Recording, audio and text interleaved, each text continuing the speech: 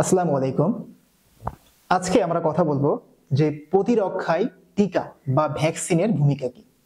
So আমরা জানি যে আমাদের শরীরে রোগ প্রতিরোধ ক্ষমতা থাকে। এই রোগ প্রতিরোধ ক্ষমতা জন্ম থেকে আমরা কোনো কিছুকে নিয়ে জন্মাই, আবার জন্মের পরেও আমরা কিছু বিষয়ে রোগ প্রতিরোধ ক্ষমতা অর্জন করি। যেমন ধরো, একটি মা করোনা ভাইরাসে আক্রান্ত, এখন তার বাচ্চা হবে। তো বাচ্চা হওয়ার আগে দেখা যায় ওই মা করোনা ভাইরাস দিয়ে অলরেডি সেরে গেছে। অর্থাৎ বাচ্চা যখন পেটের ভিতরে ছিল তখন মায়ের করোনা ভাইরাস দিয়ে আক্রান্ত হয়েছিল, তারপরে মা আবার সেরে গেছে। তার মানে কি, মায়ের শরীরে কিন্তু অ্যান্টিবডি তৈরি হয়েছে। অ্যান্টিজেন যখন আমাদের শরীরে ঢুকে তখন ওই অ্যান্টিজেনের এগেনস্টে আমাদের বডি অ্যান্টিবডি প্রোডাকশন করে। সো অবভিয়াসলি মায়ের শরীরেও কিন্তু একটা অ্যান্টিবডি তৈরি হয়েছে। তাহলে প্লাসেন্টার মাধ্যমে বা অমরার মাধ্যমে এই অ্যান্টিবডি কিন্তু মা থেকে আবার সন্তানের ভিতরেও চলে যাবে। তাহলে দেখো তো, এই বাচ্চাটা জন্মের আগে থেকেই করোনার ভ্যাকসিন নিয়ে জন্মালো। এটাকে বলা হয় কনজেনিটাল ইমিউনিটি, অর্থাৎ জন্ম থেকেই যে ইমিউনিটিটা নিয়ে আমরা বড় হই। আর একটি হচ্ছে অ্যাকোয়ার্ড, অর্থাৎ জন্মের পরে, সেটি হচ্ছে এই ভ্যাকসিন। দেখো, একটা বাচ্চা আজকে জন্মগ্রহণ করলো, তাকে কিন্তু আজকেই আমাদের একটা টিকা দিতে হয়, তার নাম হচ্ছে বিসিজি, অর্থাৎ যক্ষার বিরুদ্ধে তাকে একটা টিকা দেওয়া হয়। এরকম বাচ্চাকে বিভিন্ন সময়ে দেখবা বিভিন্ন রকম টিকা দেওয়া হয়। তো এই টিকার আসল কাজটা কি, টিকার ভূমিকাটা কি? অ্যাকচুয়ালি ভ্যাকসিন কাজ করে প্যাসিভ ইমিউনিটি হিসাবে। Passive immunity. এখন প্যাসিভ ইমিউনিটি কি, আমরা ইমিউনিটি সম্পর্কে আরো একটা ভিডিওতে বিস্তারিত আলোচনা করছি, সেখান থেকে তোমরা অবভিয়াসলি এই প্যাসিভ ইমিউনিটি সম্পর্কে জানো। বাট আমি এখানে অল্প একটু বলি যে অ্যাক্টিভ ইমিউনিটি হচ্ছে সেই বিষয়টা যেটি আমার শরীর অর্জন করে। যেমন আমার করোনা ভাইরাস হলো, সেরে গেল, তার মানে কি, অবভিয়াসলি ওই করোনার অ্যান্টিজেনের এগেনস্টে আমাদের শরীরে একটি অ্যান্টিবডি তৈরি হয়েছে। তাহলে দেখো, এটা হচ্ছে অ্যাক্টিভলি আমি সেখানে পার্টিসিপেট করলাম এবং সেই রোগটা থেকে সেরে গেলাম। এটাকে বলা হয় অ্যাক্টিভ ইমিউনিটি।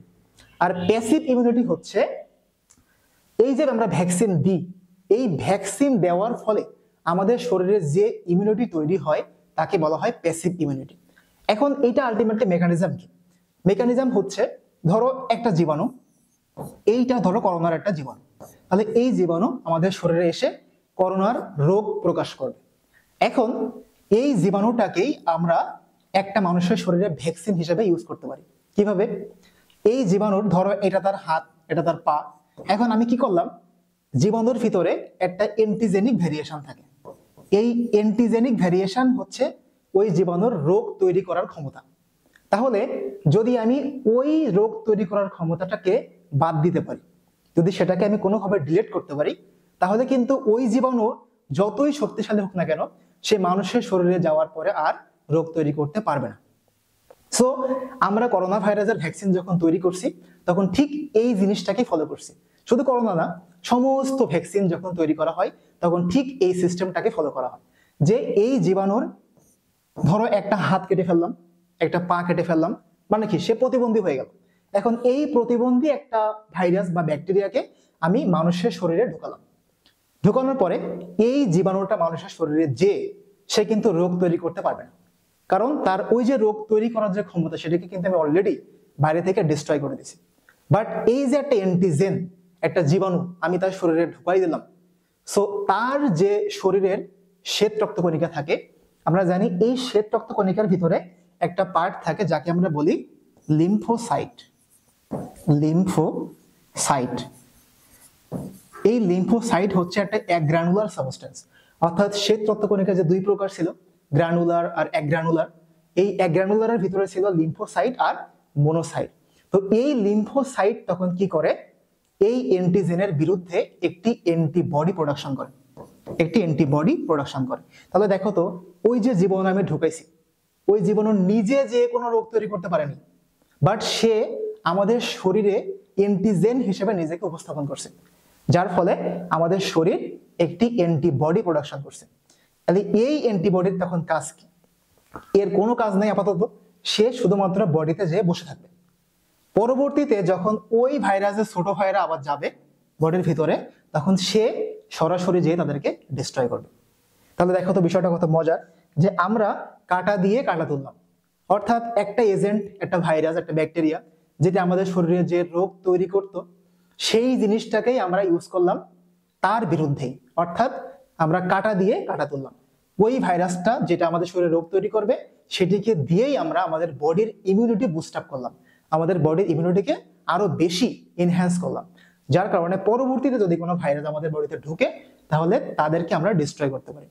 এটি হচ্ছে ভ্যাকসিন। তো এই ভ্যাকসিন আবার দুই প্রকার। এখন যেটা কথা বললাম সেটি হচ্ছে অ্যান্টিবডি প্রডিউসিং ভ্যাকসিন। আর একটা ভ্যাকসিন আছে যাকে বলা হয় ইমিউনোগ্লোবুলিন, যেমন টিটেনাস, টিটেনাস টক্সয়েড। আমরা জানি যে যখন আমরা রাস্তায় অ্যাক্সিডেন্ট করি বা কোনো লোহার জিনিসে আমাদের হাত পা কেটে যায়, তখন হসপিটালে গেলেই আমাদের একটা ভ্যাকসিন দেওয়া হয় যাকে বলা হয় টিটেনাস টক্সয়েড। তো এই টিটেনাস ভ্যাকসিনটা কি? এই টিটেনাস ভ্যাকসিনটা হচ্ছে একটা ইমিউনোগ্লোবুলিন, যার কাজ কি, যে সরাসরি যে এই জীবাণুটাকে অ্যাটাক করে। অর্থাৎ একটা জীবাণুকে দুইভাবে মারা যায়, একটা হচ্ছে তাকে মেমোরি তৈরি করে পরবর্তীতে ডিস্ট্রয় করা যায়, আর একটা হচ্ছে ওই জীবাণু যখনই শরীরে প্রবেশ করবে তখনই তাকে ইনস্ট্যান্টলি কিল করা যায়।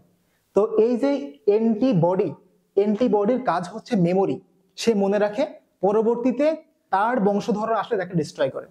আর যেটা হচ্ছে ইমিউনোগ্লোবুলিন, সেটি হচ্ছে সরাসরি ডিফেন্স, যখনই জীবাণু প্রবেশ করবে তখনই তাকে ইনস্ট্যান্টলি কিল করবে।